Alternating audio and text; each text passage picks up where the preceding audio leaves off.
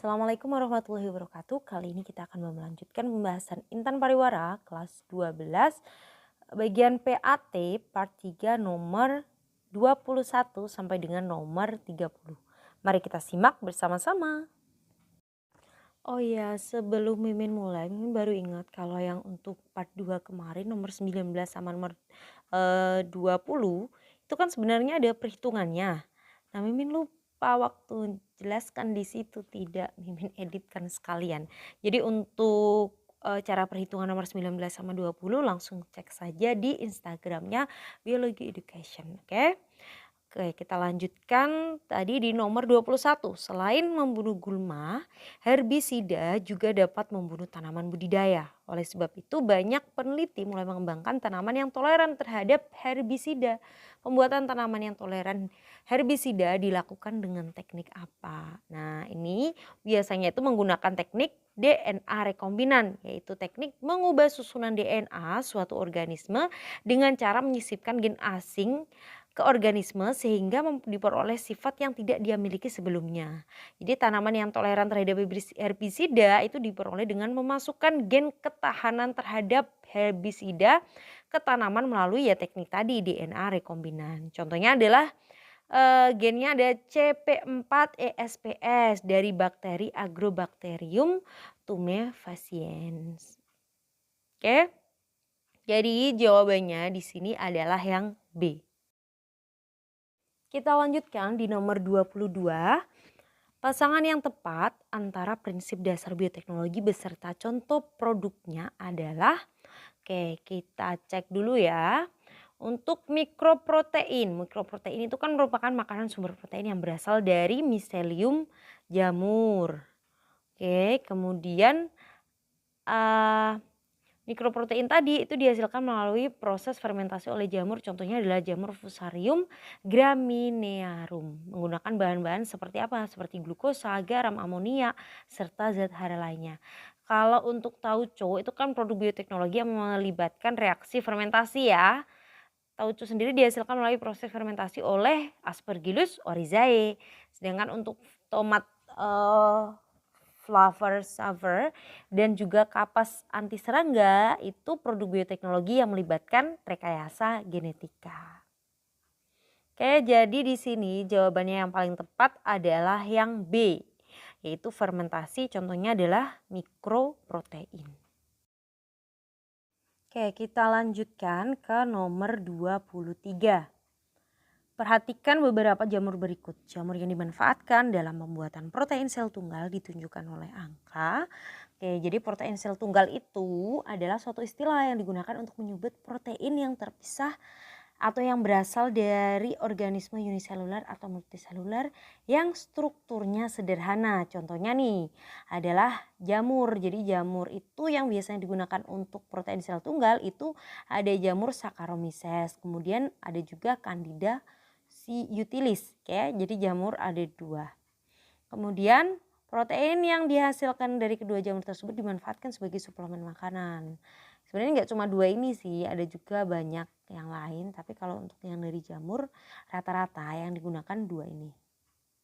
Oke, jadi di sini jawabannya adalah yang C, yaitu Saccharomyces dan juga Candida utilis. Oke.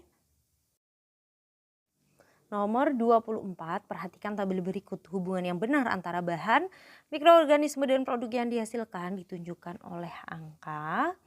Oke, nomor 24 di situ ada susu ya. Susu itu seharusnya bukan Aspergillus soyae, melainkan bisa pakai, kalau yang ada di situ bisa pakai Propionibacterium cerimani yang hasilnya adalah si keju. Lalu di situ nomor 2-nya ada susu juga, Lactobacillus bulgaricus, jadinya yogurt, betul ya ini. Lalu untuk yang nomor 3 ada kedelai, kemudian Rhizopus oryzae jadinya kecap, bukan ya, harusnya jadinya di situ adalah tempe. Lalu nomor 4 kedelai, Aspergillus soyae jadi kecap. Nah, ini juga betul. Kemudian Aspergillus soyae bukan soyae ya harusnya ya. Harusnya Aspergillus wenti itu baru jadi kecap. Lalu yang nomor 5 Beras ketan Saccharomyces cerevisiae jadi tape. Nah, ini betul. Oke, jadi jawabannya di sini adalah nomor 2 dan juga nomor 5. Nomor 25, tomat flavor saver merupakan tomat transgenik yang dihasilkan dengan menyisipkan gen anti beku asalnya dari ikan flounder. Nah, gen tersebut memberikan sifat unggul berupa apa? Jadi si tomat ini itu kan tomat transgenik nih. Sifat unggulnya dia tuh umur simpannya lebih lama daripada tomat-tomat normal. Nah, tomat ini dibuat dengan cara menyisipkan gen anti beku dari mana? Dari ikan flounder. Nah, itu jenis ikan yang mampu hidup dalam perairan sedingin es di Antartika. Jadi ikannya ini mempunyai gen anti beku yang disebut dengan gen antisense yang dapat menghambat enzim poligalakturonase, yaitu enzim yang dapat mempercepat kerusakan dinding sel buah tomat. Nah, akibatnya proses pelunakan tomatnya dapat diperlambat sehingga tidak cepat busuk dan dapat disimpan dalam jangka waktu yang lebih lama. Oke, jadi di sini jawabannya adalah yang A. Nomor 26, rituximab merupakan produk antibodi monoklonal yang digunakan untuk pengobatan kanker kelenjar getah bening. Nah, diproduksinya dengan menggunakan teknik apa? Jadi produk dari rituximab itu kan produk antibodi monoklonal yang fungsinya untuk penyembuhan pada penyakit kanker kelenjar getah bening. Nah, dibuat itu melalui bioteknologi modern, yaitu menerapkan teknik fusi protoplasma. Nah, tekniknya dilakukan dengan cara apa? Menggabungkan dua sel dari jaringan yang sama atau dua sel dari organisme yang berbeda, tapi berbeda dalam suatu medan listrik, ya. Jadi digabungkan gitu protoplasmanya. Jadi ada penggabungan inti sel, kemudian ada penggabungan dari protoplasma. Oke, jadi jawabannya di sini adalah yang D, fusi protoplasma. Kita lanjutkan ke nomor 27. Perhatikan skema berikut. Produk bioteknologi yang dapat dikembangkan dengan penerapan proses seperti skema tersebut adalah, oke, jadi untuk yang nomor 27 ini adalah proses dari DNA rekombinan ya. Jadi menggabungkan DNA dengan memanfaatkan plasmid bakteri. Gen yang diperbanyak itu akan diisolasi kemudian diambil dan digabungkan dengan DNA plasmid bakteri ataupun virus. Nah, selanjutnya DNA rekombinan tersebut akan dimasukkan ke tubuh vektor dengan pemanasan dalam larutan NaCl atau melalui elektroporasi. Jadi DNA rekombinan tersebut kemudian bereplikasi sehingga jumlahnya menjadi lebih banyak dan produk yang dihasilkan dengan menggunakan teknik DNA rekombinan adalah contohnya hormon insulin. Oke, jadi di sini jawabannya adalah yang E. Nomor 28, perhatikan tahapan terapi gen pada penderita fibrosis sistik berikut. Nah, urutan tahapan terapi gen pada penderita fibrosis sistik yang benar adalah, jadi ini penyakit seperti apa sih? Jadi dia itu mengalami kesulitan bernapas karena paru-parunya berisi lendir. Hal ini dikarenakan adanya mutasi gen yang mengakibatkan tidak terbentuknya alfa-1 antitripsin atau yang disebut dengan ATT. Nah, untuk mengatasi masalah ini dilakukan terapi gen untuk memperbaiki atau mengganti gen-gen penyebab penyakit. Nah, urutannya nih yang pertama adalah isolasi gen pengkode ATT dari orang sehat. Kemudian memasukkan gen pengkode ATT ke DNA-nya virus yang diinfeksi ke paru-paru manusia.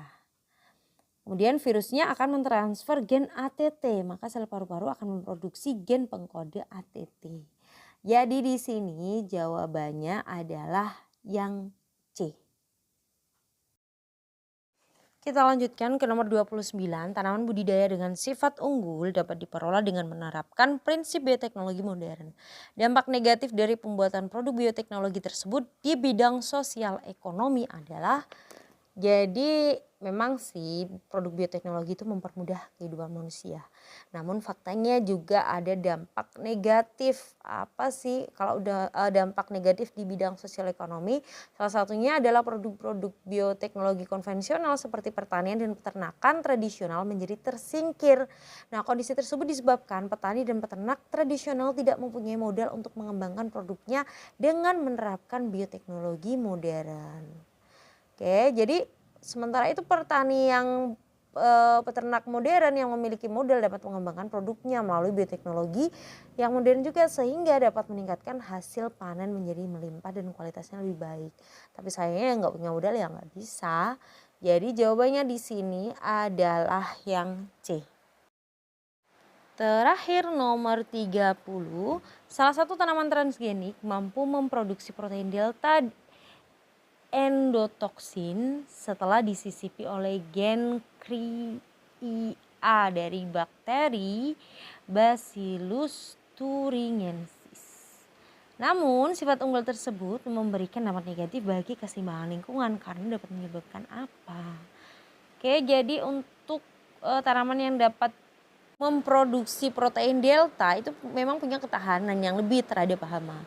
Tapi sifat unggul ini dapat mengganggu keseimbangan ekosistem. Selain mematikan hama, proteinnya juga bisa bersifat mematikan terhadap hewan target. Contohnya siapa? Larva kupu-kupu. Nah, bila larva kupu-kupunya ini musnah, itu dapat mengakibatkan populasi kupu-kupu juga akan musnah. Akibatnya proses penyerbukan itu akan terganggu. Dan juga tentu saja ada peristiwa terputusnya rantai makanan. Oke. Jadi jawabannya di sini adalah yang B. Sekian pembahasan kita kali ini, semoga bermanfaat. Jangan lupa share ke teman-teman kamu ya. Terima kasih. Wassalamualaikum warahmatullahi wabarakatuh.